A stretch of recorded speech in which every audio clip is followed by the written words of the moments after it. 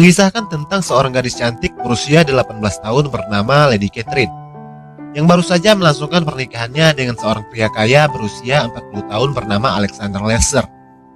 Setelah menikah, Catherine langsung diboyong ke kastil mewah milik sang mertua, seorang bangsawan pemilik tambang batubara bernama Boris Lester. Akankah Catherine hidup semawa bersama suaminya atau justru malah sebaliknya? Sebelum kita eksekusi alur cerita film asal Inggris berjudul Lady Macbeth ini, seperti biasa jangan lupa subscribe, like, dan komen.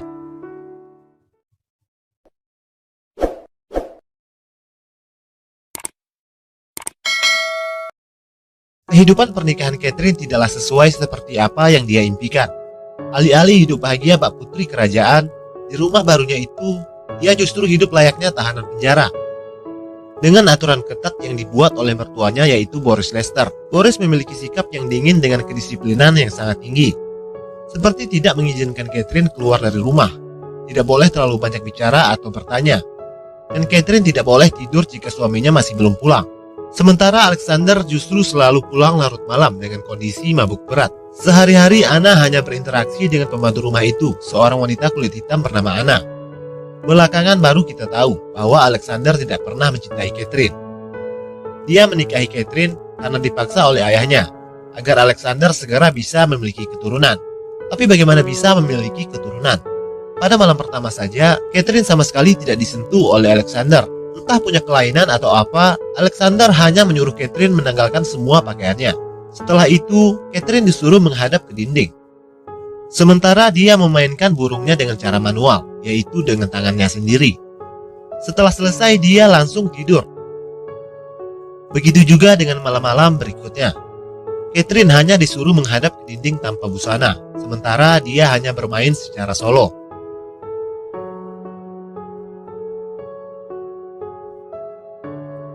Catherine yang kebingungan dan tidak tahu harus bagaimana, hanya mengikuti saja apa yang diperintahkan oleh suaminya.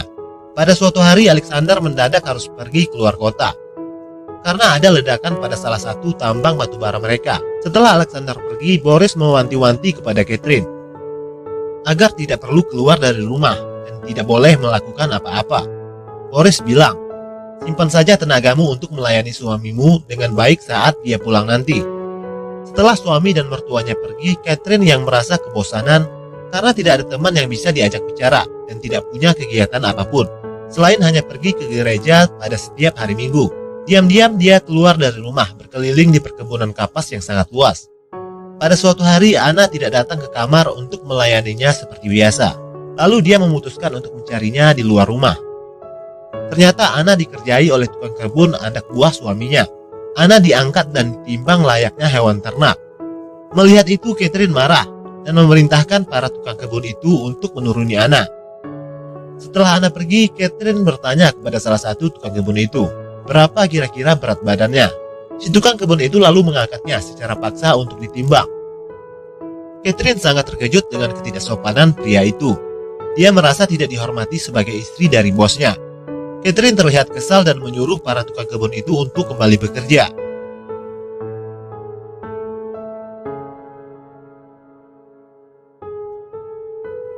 Di dalam rumah, Catherine bertanya kepada Anna, siapa nama pria itu? Anna bilang kalau dia adalah pekerja baru bernama Bastian.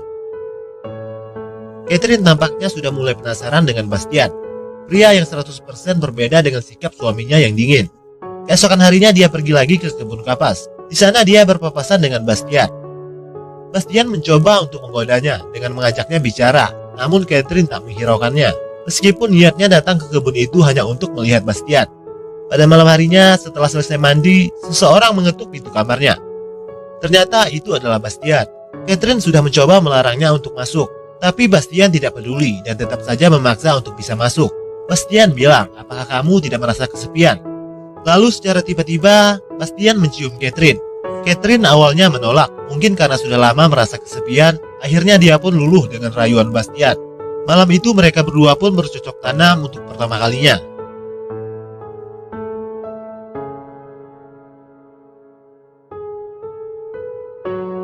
Keesokan paginya melihat Catherine tidur tanpa pakaian, Anna tampaknya sudah mulai curiga bahwa ada yang tidak beres. Catherine yang tadinya pemurung berubah menjadi ceria. Setiap hari secara diam-diam, Catherine dan Bastian bermantap-mantap setiap ada kesempatan. Dia pun sudah jarang pergi ke gereja, hingga membuat seorang pastor kepercayaan keluarga Lester datang mengunjunginya untuk menanyakan hal itu. Rupanya diam-diam Anna memberitahu si pastor kalau Catherine menyelinap keluar rumah diam-diam tanpa sepengetahuan suaminya. Catherine tampak kesal dengan pengaduan Anna itu. Suatu hari Anna melihat Bastian menyelinap masuk ke kamar Catherine. Dari lubang pintu kamar, Anna menyaksikan sendiri mereka berdua sedang berhubungan intim. Saat sedang mencari jamur di hutan, Bastian menghampiri Anna. Anna seolah ingin mengingatkan Bastian akan hubungan terlarangnya dengan Catherine. Anna bilang, jika Tuan Boris tahu apa yang terjadi, ini bisa jadi masalah besar. Bastian justru balik bertanya, memang apa yang telah terjadi? Seolah mengancam Anna untuk tidak buka mulut. Anna tampak ketakutan dan memilih untuk diam. Tak lama kemudian Boris Lester pulang. Dia menanyakan kepada Catherine tentang kabar suaminya. Apakah dia sudah pulang? Tapi Catherine justru malah balik bertanya, bukankah kau yang menyembunyikan suamiku? Boris marah mendengar jawaban tidak sopan Catherine. Catherine sengaja menghabiskan minuman amer milik Boris, hingga Anna yang dapat getahnya. Sebagai balasan dari Catherine kepada Anna, karena dia telah mulai ikut campur akan hubungannya dengan Bastian. Boris mengira kalau Anna lah yang telah meminum semua amernya.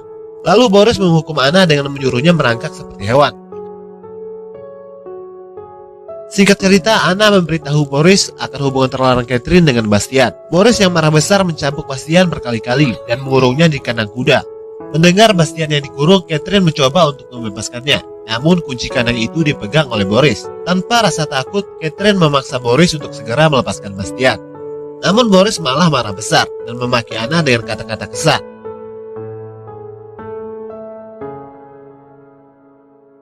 Catherine sekali lagi menyuruh Boris untuk segera melepaskan Bastian. Namun sekali lagi Boris marah besar dengan melemparkan piring ke arahnya. Lalu dia masuk ke ruang lain dengan membawa piring makanannya. Dari luar, Catherine mengganjal pintu ruangan itu dengan kursi agar Boris tidak bisa keluar. Kemudian Catherine menyuruh Anna untuk duduk dan makan bersamanya. Secara terpaksa Anna menurutinya. Dari dalam ruangan terdengar Boris sedang meraung minta tolong karena kesakitan. Rupanya minuman Boris telah diracuni oleh Catherine dengan bahan jamur yang dicari oleh Anna. Anna mencoba membuka pintu itu untuk menolongnya, tapi Catherine melarang. Setelah Boris tewas, Catherine lalu menyuruh Anna untuk memanggil dokter. Sementara itu dia mengambil kunci dari Boris untuk melepaskan Bastian.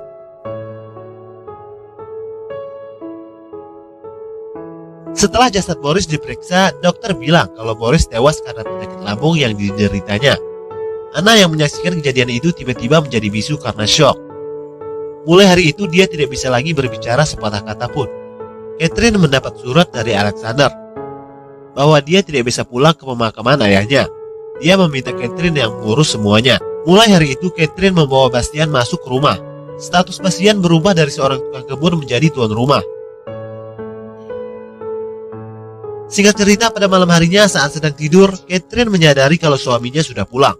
Dia pun buru-buru membangunkan Bastian dan menyuruhnya bersembunyi. Bastian ketakutan bukan kepalang, sementara Catherine malah mentertawainya. Tidak ada kekhawatiran sama sekali di wajahnya dengan kepulangan suaminya itu. Saat di kamar, Alexander heran melihat tempat tidur dengan 2 bantal. Dia juga menemukan sebuah sabuk ikat pinggang pria. Catherine berdalih dan bilang, sabuk itu aku temukan di ladang, sementara bantal ini aku sediakan jika saja kamu pulang secara mendadak. Lalu Catherine menyiapkan teh untuknya. Saat sedang minum, Alexander bilang kepada Catherine kalau dia sudah tahu tentang hubungan terlarangnya dengan pria lain. Alexander menghina Catherine dengan kata-kata cacian yang membuatnya sangat marah.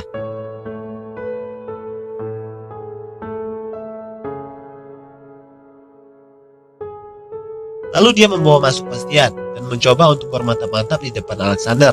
Alexander yang melihat itu menjadi naik pitam dan langsung menyerang Catherine dan Bastian.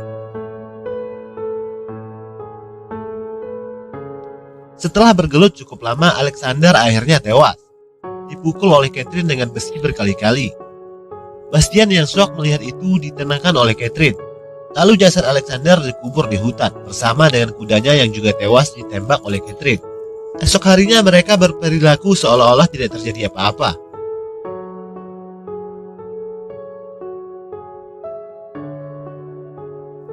Singkat cerita, datanglah seorang perempuan berkulit hitam bernama Agnes, membawa seorang anak kecil bernama Teddy yang merupakan cucunya. Agnes memberitahu Catherine kalau Teddy adalah anak dari Alexander Lester, suaminya. Teddy adalah anak dari hubungan terlarangnya bersama anak Agnes yang telah meninggal. Agnes memegang surat dokumen yang sah yang dibuat oleh Alexander sendiri, yang menyatakan kalau Teddy adalah ahli waris yang sah.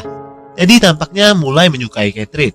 Dia bilang kalau Catherine adalah gadis tercantik yang pernah dia temui. Secara terpaksa, Catherine menerima Agnes untuk tinggal bersamanya, untuk menjaga Teddy sampai dia berusia 18 tahun.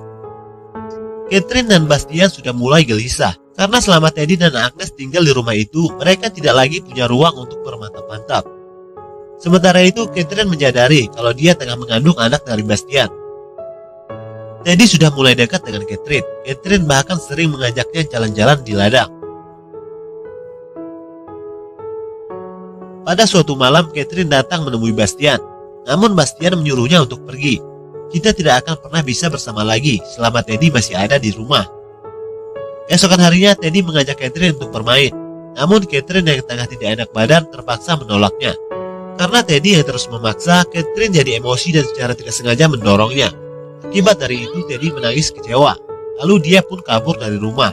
Semua orang mencarinya kemana-mana, termasuk Bastian. Lalu Sin memperlihatkan di mana Bastian menemukan Teddy yang sedang duduk di bebatuan air terjun.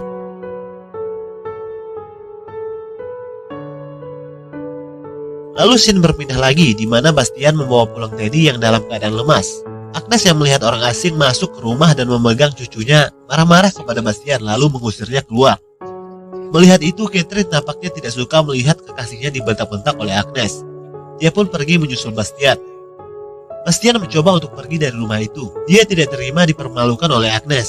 Catherine mencoba menahannya. Catherine meyakinkan Bastian untuk bersabar sedikit lagi dan berjanji kalau semuanya akan segera selesai. Lalu Catherine kembali ke rumah dan menyuruh agar Agnes beristirahat, biar dia yang gantian menjaga Teddy. Lalu menyuruh Bastian untuk masuk. Kemudian Catherine membekap kepala Teddy dengan bantal. Sementara itu Bastian membantu memegang kakinya, dan Teddy pun tewas karena kehabisan napas. Bastian merasa ketakutan dengan apa yang baru saja mereka lakukan. Namun sekali lagi Catherine menenangkannya dan menyuruhnya untuk keluar. Di hutan Bastian menangis karena menyesal telah menewaskan Teddy. Di tempat lain, Catherine berdalih saat menjaga Teddy dia sempat tertidur 10 menit. Setelah bangun, dia menemukan Teddy sudah tidak bernapas lagi. Dokter bilang kalau ada bekas memar di muka Teddy. Kemungkinan seseorang telah dengan sengaja membekapnya. Kepada polisi, Catherine bilang memar yang ada di muka Teddy kemungkinan akibat terjatuh dari air terjun. Tampaknya polisi sudah percaya dengan semua ucapan Catherine. Namun tiba-tiba Bastian masuk. Dengan menangis karena menyesal, Bastian membuat pengakuan kepada polisi kalau Catherine lah yang telah menewaskan Teddy. Begitu juga dengan Boris dan Alexander, dan dia juga ikut membantunya. Bastian bilang kalau Catherine seperti penyakit yang menjalari tubuhnya. Aku selalu menuruti apapun yang dia mau. Mendengar itu, Catherine terlihat kecewa dengan Bastian. Dia membantah keras semua tuduhan Bastian dan balik menudingnya bahwa Bastian lah yang telah menewaskan Teddy atas motif dendam karena tersinggung lantaran diusir oleh Agnes. Begitu juga dengan Boris yang diracun dari jamur yang dicari sendiri oleh Anna di hutan. Catherine bilang Anna dan Bastian sengaja menewaskan Boris dan Alexander karena takut hubungan terlarang mereka berdua terbongkar. Anna yang bisu tidak bisa memberikan kesaksian apa-apa, sehingga polisi lebih mempercayai keterangan dari Catherine yang merupakan seorang bangsawan yang tidak mungkin melakukan perbuatan tidak terpuji. Di akhir cerita, Bastian dan Anna dihukum mati. Sementara Catherine tetap tinggal di rumah itu sendirian dalam keadaan kesepian sepanjang hidupnya. Lalu film pun berakhir.